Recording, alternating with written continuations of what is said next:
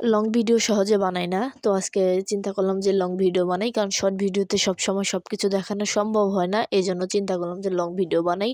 তো অনেকেই হচ্ছে চিতই পিঠা বানাইতে পারেন না বা অনেকেরই হয় না। তো চলুন আজকে চিতই পিঠা বানাই। কোনো কিছুর দরকার নেই। বেকিং পাউডার, বেকিং সোডা, খাবার সোডা কোনো কিছু প্রয়োজন নেই। শুধু লবণ আর পানি হলেই হয়ে যাবে। এই আটাটা হচ্ছে আমার দীর্ঘ ৬ মাসের ফ্রিজে থাকার আটা। ডিপ ফ্রিজে রেখে দিয়েছিলাম। তো এই আটাটা আমি সর্বপ্রথমে হচ্ছে ভেজে নেব। এখন অনেকেই বলবেন যে আপু কেন ভেজে নিয়েছেন? এই ফ্রিজে থাকা আটা হোক আর হচ্ছে আপনার ভেজা চালের আটা হোক, যে চালের আটাই হোক না কেন একটু টেলে নিবেন যাতে একটু শুকনা, শুকনা ভাব হয়। টেলে নিলে হবে কি পিঠাটা ফুলকো হবে এবং পিঠাটা নষ্ট হয়ে যাওয়ার সম্ভাবনাটা অনেক কম থাকে।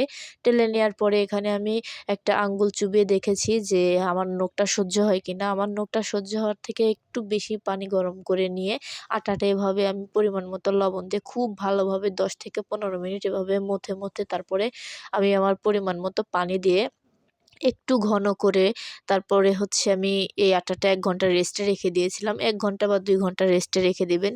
পিঠা কিন্তু চিতই পিঠা হচ্ছে ছোঁয়াচে পিঠা। ছোঁয়াচে পিঠা কেন সহজে সবার কাছে হতে চায় না। আর এভাবে ২ ঘন্টা ১ ঘন্টা রেস্টে রেখে দিলে পিঠাটা আপনার অনেক সুন্দর হয়ে ফুলবে। একবারেই আপনি ১ম বার বানালেও হয়ে যাবে। তারপরে এখানে আমি আমার পরিমাণ মতো পানি দিয়ে গুলিয়ে নিয়েছি। আর পিঠাটা বানানোর আনন্দে এত সুন্দর পিঠা হয়েছে, এই আনন্দে খেতে আপনাদের সাথে ভিডিও করতে ভুলেই গিয়েছি। তারপরে মনে হলো যে আর ভিডিও তো আমি করতে হবে।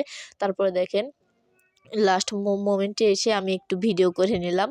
এখানে আমি একটা পিঠা উঠানোর পরে কড়াইটা আমার এখানে প্রচুর পরিমাণে গরম হয়ে গেছে। এজন্য একটু পানির ছিটা দিয়ে আমি তো এখানে গোলাটা দিয়ে দিয়েছি। আর চিতই পিঠার গোলা কিন্তু খুব বেশি পাতলা হবে না, একটু ঘনই হবে। ঘন হলে পিঠাটা ভালো হলে ফুলে।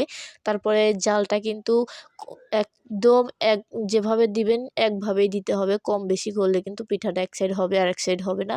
তো দেখেন পিঠাটা আমার কত সুন্দরভাবে ফুলেছে। আর এই তাওয়াটা হচ্ছে আমি নতুন কিনে এনেছি, লোহার তাওয়া। আর মাটির তাওয়াতে বেশিরভাগ পিঠা হতে চায় না, কারণ অনেক সময় আছে ফেটে যায়, অনেক সময় আছে ভাপ বের হয়ে যায়। এজন্য মাটির তাওয়া দিয়ে বেশি ভালো পিঠা হতে চায় না আমার কাছে মনে হয়। এজন্য আমি লোহার তাওয়াটা এনেছি। দেখেন পিঠাগুলো আমার খুব সুন্দর হয়েছে। আর এই পিঠাগুলো কিন্তু নোংরা না। একটার উপরে আরেকটা পিঠা রেখেছিলাম, এজন্য এই স্পটটা পড়ে গিয়েছে পিঠার নিচের অংশে থেকে। আর এই পিঠাগুলো অনেক সুন্দর হয়েছে।